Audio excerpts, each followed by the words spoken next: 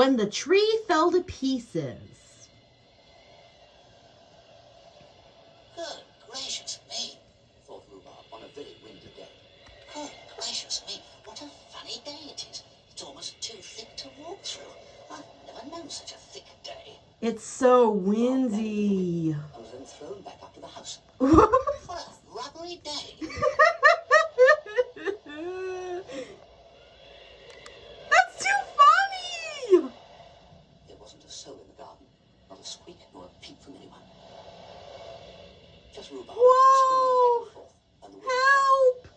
Help! As Rhubarb was screaming back up to the house, he reached out and caught hold of this tree and held on with all his might. Oh dear, panted Rhubarb in a breathless sort of way. The day is slipping all one way and breaking the leaves off the tree. If only I could stop the day from slipping, I could save the leaves.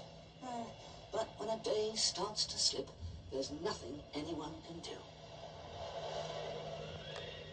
When the sun went down and the wind went, Rhubarb stood wobbling on the lawn with his fur stretched as long as string. Now, what sort of a day would do a thing like that? Grumbled Rhubarb, falling into his bed, dog-tired and feeling very ropey.